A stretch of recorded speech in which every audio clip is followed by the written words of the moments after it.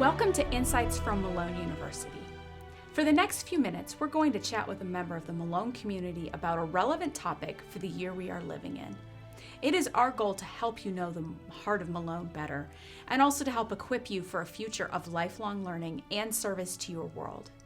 Today's guest is Dan Carmody. Dan is a recent graduate of Malone University who ran cross country and now serves as a professional in our admission office to help future athletes know if Malone is the right fit for them. So we'd like to talk about college athletics today. Anything from being a walk-on athlete to how participating in your sport makes you a person of better character and a better professional. Welcome, Dan. Thank you so much for having me. Glad you're here today. So when did you decide you first wanted to be an athlete? Do you remember your first experience with a coach? Yeah, that's a great question. So I knew my older sisters in high school, they ran track and field, and they did it for fun and to be fit and everything. But so I decided I wanted to try it when I was in middle school. And so my first experience ever with any coach was in middle school. And the thing that I loved so much about my coach, Mr. Clark, was that he just absolutely loved running, and he loved the sport of cross country. And that just kind of was contagious and really taught me to also love cross country and to love running. And I didn't know till several years later into high school, after a few more coaches, that I really did want to run in college. And that was a big step for me as well. What stood out to you about his leadership as your coach? His leadership, like I said, it was very contagious kind of energy. Really, really loved what he did and was genuine, and that's something that I really respected about him. He also cared about his athletes, and that's something that I learned to look for in coaches when it came time to decide where I was going to go to college. Yeah. So you ultimately decided to be a college runner. And landed at Malone. Tell us a little bit about your process, what it was like to narrow down your school choices. How specific was it to your sport? Were you looking for a major? Walk us through your process for that specifically a little bit. That's a great question. There was, it actually started probably in middle school. This, something that a lot of people know about me is that I had a lot of older siblings come to Malone. And one of their friends, Mike Coates, is a Malone alum. And he's been a family friend since 07 or 08, and he actually invested in me himself and really, really displayed a servant's heart. And I was in middle school when he was friends with my older siblings at Malone, and he reached out to me and helped me with my running because he was a cross-country runner as well, and told me about his Malone experience. And he told me, what to look for in a program and everything. And so he really instilled in me this sense that I want to run in college. I can run in college. This is something that I'm going to pursue then. So when I started looking for colleges, I explored a few colleges that maybe were too large for me and would probably not give me an opportunity to run there. And I knew after the first or second one that wasn't for me. I wanted to go somewhere where I could run. And that was, from then on, a part of my decision making. And so then as I narrowed down my college search, I started with colleges that were close to home, that had the major I was looking for, which was communication arts, public relations specifically. And then my final decision actually did come down to athletics. And no matter which school I had decided on, I was going to be a walk-on. But Malone just offered for me an opportunity to compete at such a higher level and yet still have the rest of my life to come back to, and the academic side of things and the social and the spiritual components were all there. And I found that balance and learned to really, really value that. So you just dropped a piece of terminology, the Yeah. term walk-on. Yeah. College athletics is kind of this complicated web of nuances. There Yeah. are divisions of skill level. Institutions subscribe to a certain skill level in theory. Yeah. You also have the option to be scholarshiped or non-scholarshiped, a walk-on. How can a student know like which piece of that puzzle is the right piece for them? And then you got to pick a school that lines up with that, right? Yeah. You talk a little bit about your understanding of that. Let's make that not complicated. Sure. Yes, absolutely. And it is complicated. And I tried when my communication with prospective student athletes to boil that down for them. So ultimately, students, I sort of see it like a grid of sorts. Students have the option to choose which level of competition they're gonna want to pursue, and there's NCAA Division I, Division II, and Division III. Malone falls in the second category, Division II. Then of course there's other organizations like the NAIA, for example, that are separate entities entirely.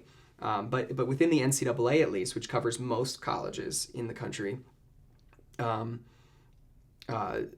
are distinctions between the divisions. And in my opinion, Division II is that sweet spot between the really, really fierce, competitive, intense, prestigious, and some of these are good and some of these have negative, connotations to them.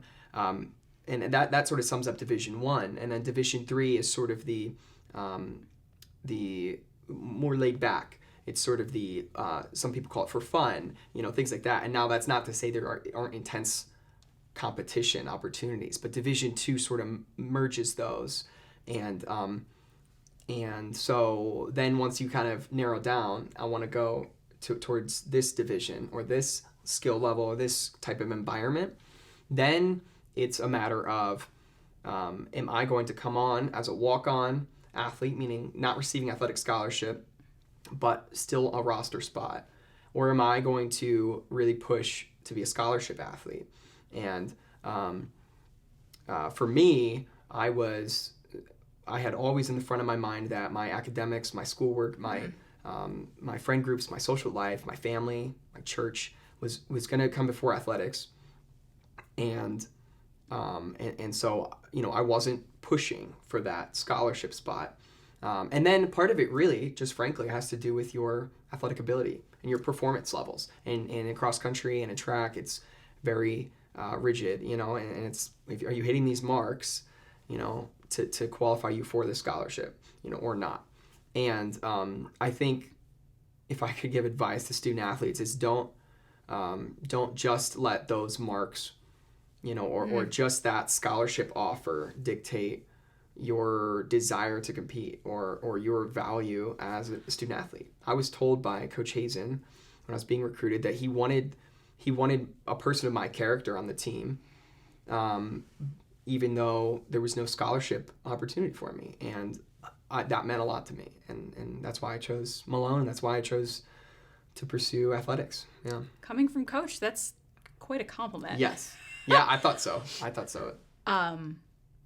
And encouraging to athletes to not put a dollar figure on their worth or their value. Yeah.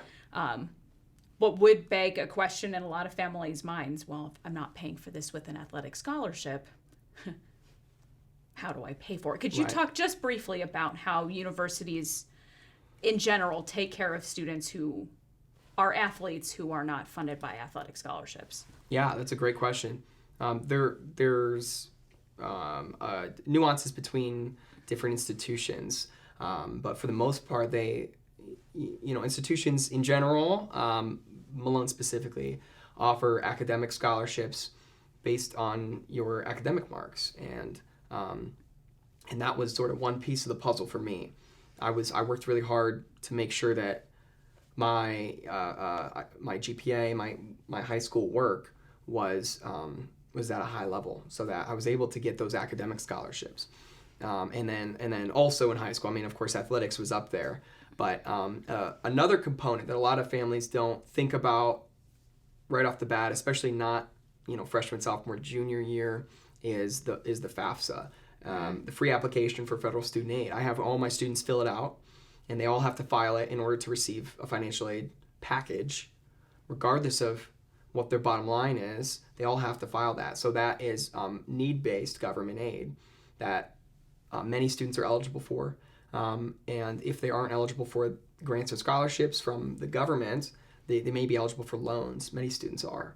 So these are all sources of financial aid, not just from Malone, but also from government, and then outside scholarships as well. So I did apply and receive one outside scholarship that was able to help me as well. So there are many sources of scholarships, and my academic scholarship ultimately was fabulous, and then combined with aid from the FAFSA, made Malone a very affordable option for me, and ultimately the best option financially too. So what I'm hearing and what I've learned about the college admission process that I really appreciate is how individualized it truly is. Like if you're strictly a potential college athlete, think of all the layers that you have to choose from with institution choice, looking for coaches that you feel like you resonate with, at what level do you want to compete, right? And then which type of institution fits that mold, and then how do we find financial aid that caters very much to your specific circumstance. Exactly. Which I think actually comes with a lot of freedom. I know families find it daunting, especially if it's their first pass at it. Absolutely. Which is why people like you are here to help. Right. But I actually find that really encouraging, that it doesn't have to be. It's actually a way of fully individualizing your experience so that you can make it your own. Yeah. Yeah, and make it affordable. You know, we want, and Malone in particular, but we want families to be able to afford, coming here, sending their students here, sending multiple kids here, multiple of their children, and in order to do so, we really have to have an individualized approach, and that's something I think we do pretty well, and our need-based aid is really pretty fabulous, and we don't want our students to be burdened with tens of thousands of dollars in debt. Our average student graduates with very, very manageable amount of debt, and that's something that we're proud of, and that helps families to be able to afford it. You mentioned earlier the idea of Division II being like a sweet spot. Yeah. Talk a little bit about finding balance as a student and an athlete in an environment like this, where you really did feel like you could still focus on your studies in a not highest competition level kind of way. Right. Like how could you figured out how to do both? Right. Talk about what that process looked like for you. Yeah. Right off the bat, I could say that the level of competition noticeably jumped up from high school to college for me. And I think that's the case no matter where you went to high school.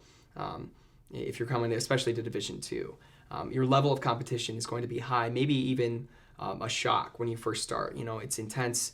Practices are hard, and it's a time commitment, which you'll also find when you're transitioning from high school to college. Again, in my experience and experience of my peers, is that you have so much freedom with your schedule, with your classes, with your, the extras that you do outside of just practice, the recovery, the diet, all of this stuff. You have so much freedom that you're going to be able to manage it. And that's something that more students need to hear, is that it's going to be a lot, and you're going to be able to manage this. And so you find pockets of time in your day where you can, I can write this essay, or I can work on this project, or my team can meet at this time to work on our project. And these are things that all students have to worry about, but student athletes who are sort of working two jobs, I say, they're a student, full-time, and then they're an athlete full-time, they especially have to utilize those pockets, those extra holes in their schedule to be productive and to succeed in the classroom. Yeah. How do you feel you were supported by your coaches in doing that? That's a great question, and I think that's the sort of question that needs to be asked when you're visiting, a college is how do you support, to the coach, how do you support your student athletes? And I can answer that on behalf of Coach Hazen and Coach Gramlich, who are my cross-country coaches. And that is they celebrated our academic successes in the classroom. They celebrated when we made Dean's List publicly in front of the team, and congratulations. Awesome. And they called us out when we did something really well in the classroom, or they encouraged the team to attend our presentations, our research project, recaps, or things like that. They encouraged us to be very, very, to take academics seriously and to celebrate our successes. And then they also kept us accountable, not always publicly, in the negative. If a student athlete was struggling, they would start with, what can we do to help? Can we give you the day off today? Will that help you catch up if you're behind in your studies? The coaches always said, first, what can we do? And then what do you need to do now? Now that we've done our part, what do you need to do? And they held you accountable. And that's a hard thing sometimes, but they didn't just let us drown. And they were there to support us. And like I said, they celebrated our success. They held us accountable when we were lagging. And overall, they taught us the value of doing well in school. And here I am now after graduation, and I couldn't be more happy with having that academic experience that I did at Malone, and having the ability to focus on that like I did, and invest my time into this, because that's what I carry with me after college. And running will always be part of my life, but my career is now this new phase that I'm entering, and my academics were the main focus, in moving forward with that. It sounds like they worked hard within your team to create a family-type atmosphere that kept you accountable and also celebrated who you were. Yeah. And that was really lasting. Yeah. And is something worthy of looking for when you're looking to make that final college choice. Yeah. So that's one question a prospective student can ask. What else should future college athletes be asking as they're making a determination for which program and school, athletically and academically, was the right choice for them? That's a great question, and I think different student athletes are looking for different things, but sort of, you did capture that blanket question is like, how am I held accountable? I mean, that maybe I would word it like this to the coach, as a prospective student athlete, to the coach. How am I held accountable for my grades? Is it you? Is it, the faculty, the professors holding me accountable? Or where is that coming from? Because the last thing that you want as a student athlete is your coaches saying, go harder, put more time into this. And then your professors saying, no, you need to lay off of training and things like that. And that's the last thing that you want. And at Malone, our professors and coaches did a very good job of working together. And if you get that impression at a college, then I think that's a huge step and a huge advantage. So that's a question. I mean, I would say that's very, very uncommon for prospective student athletes to ask. I would say, how much would it impress a coach or an admission professional if someone was savvy enough to say, I want to be held accountable, I want to take this seriously, I want to be both a solid student and a solid athlete? Yeah. How do you check me on that? How do you train me for that? Yeah. If it were me in your shoes or in the coach's shoes, I think it would floor me a little bit. Yes, absolutely. I would say the same. And then they'd say, go get that student. Yeah, exactly. We want them to compete with us. Right. That's terrific. Now that you've graduated and you're working with these coaches on a different professional level, and it's now always part of your story, but very much part of your past, is there something that one of your coaches said to you that you think you'll carry with you into adulthood as they coached and mentored you? I mean, I've already said it once, and that's how you know that it truly did stick with me, is Coach Hazen. It's hard sometimes for coaches to explain to an athlete that they're not going to offer them a scholarship, especially athletes who pour a lot of their time and energy into this. It's hard for coaches. So, I mean, you have to keep that in mind.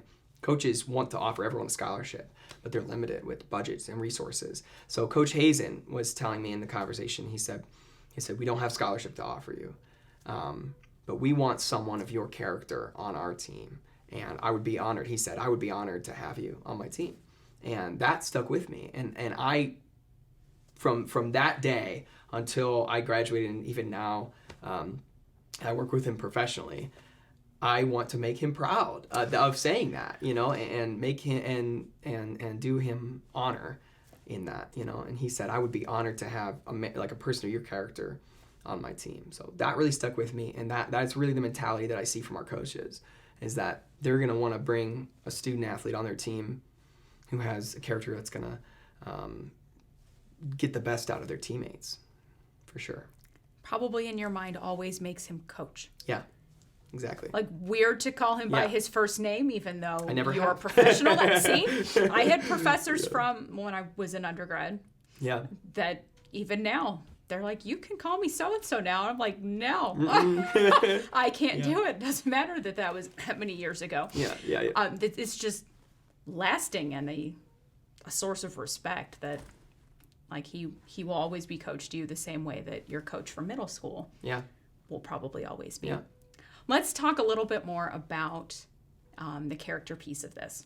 Coach Hazen identified a character element in you that he thought was important and aligned with what a Malone Pioneer runner would be.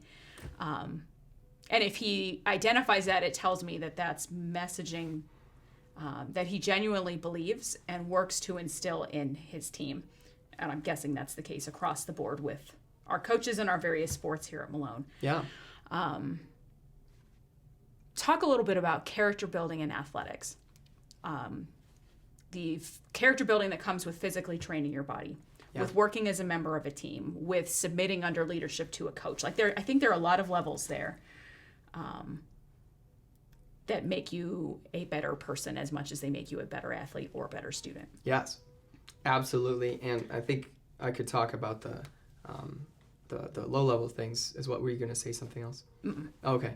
I could talk about the low-level things, such as discipline, work ethic, things like this. I say low-level, not that they aren't important, but these are more obvious things, right? That they develop. And I'm so grateful that I had these, the discipline, the self-discipline, the work ethic, really the value for good health. There's things that are going to help the rest of my life, not just professionally, but personally. And but then there are other things too that maybe I wasn't expecting to have developed. And one of them was sacrifice. That's a good one. You sacrifice your schedule. You sacrifice late nights. You have to go to bed. You have to rest your body for the next day and for the next workout, and things like that to an extrovert like me, 100% extroverted, would be a sacrifice. I would say sacrifice. I can't stay out late and hang out all the time, play games, whatever it is. I'm having to go to bed, and that's a very simple thing. But then there are bigger things too. Like, I'm sacrificing other involvement in maybe some other things. Now, Malone was really good about giving us opportunities for small levels of involvement, where you could, hey, I'm in the ultimate Frisbee club, I'm in the chess club, but I can still manage that with my schedule. But that said, you weren't going to be able to do a whole lot more, outside of work and practice and school, and so sacrifice is something that it taught me, and that there are only so many hours in the day, and that what you spend your hours on says a lot about you. And and then sacrifice for each other too, for your teammates. There were times when I really, really felt supported and carried by my teammates in practice, in races, and sometimes it was as simple as a teammate in cross country holding back, for another half mile rather than sprinting ahead of you, so that you're carried along, and then boom, you both go.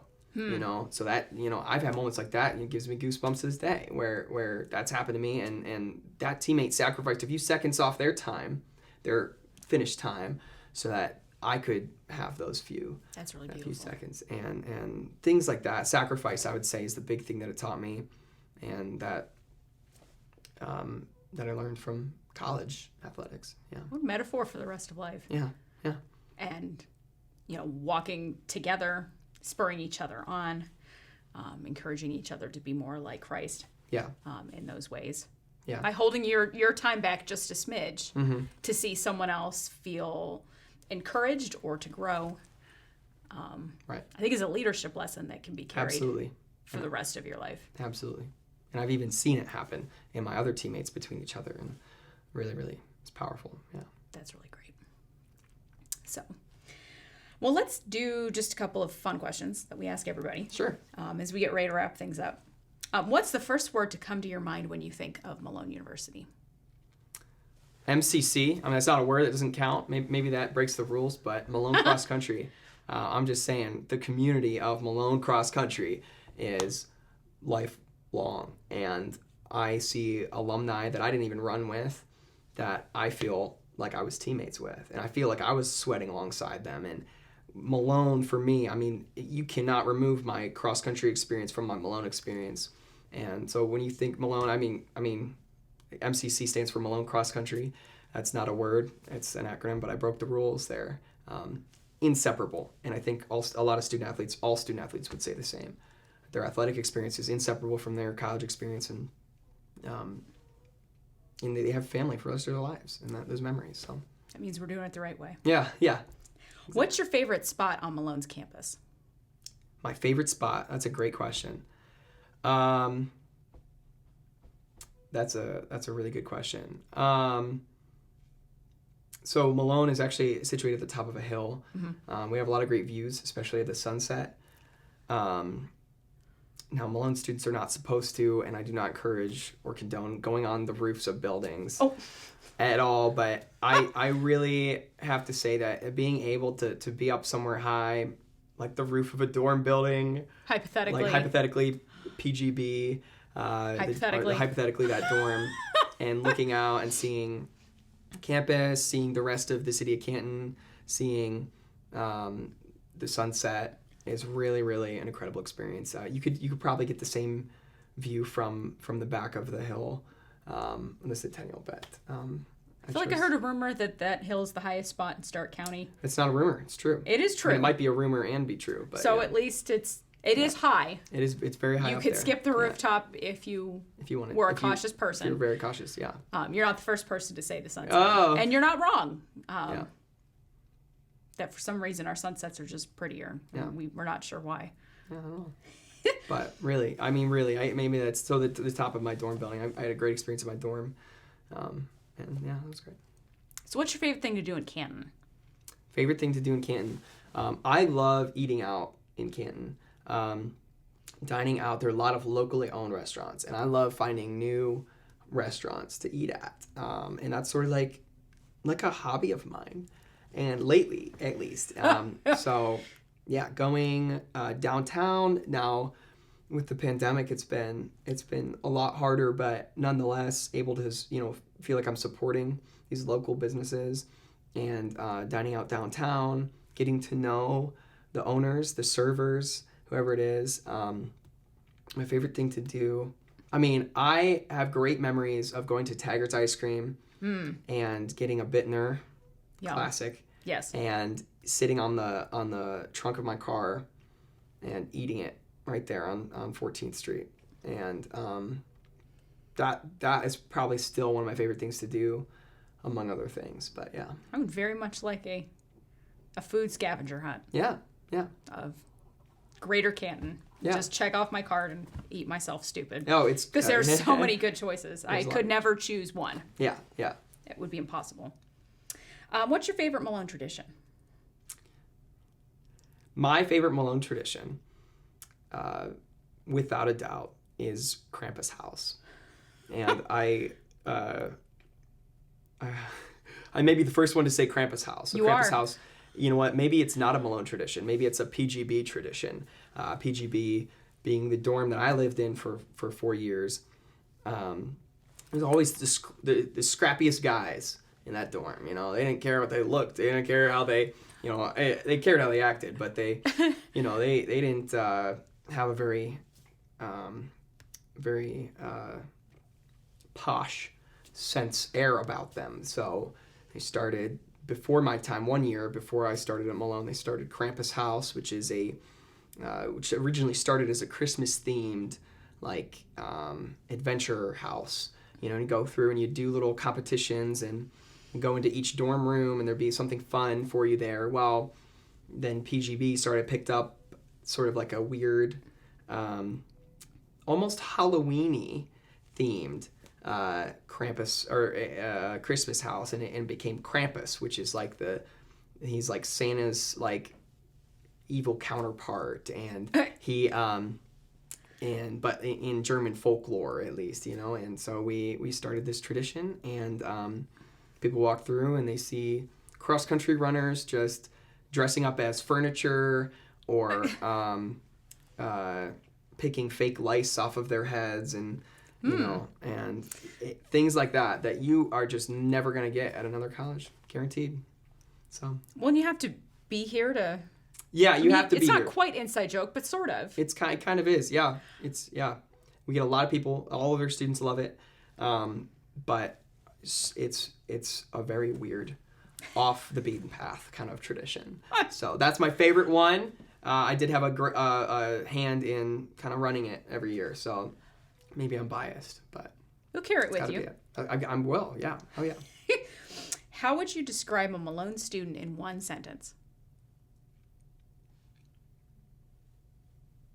It's a great question. Wasn't my sentence.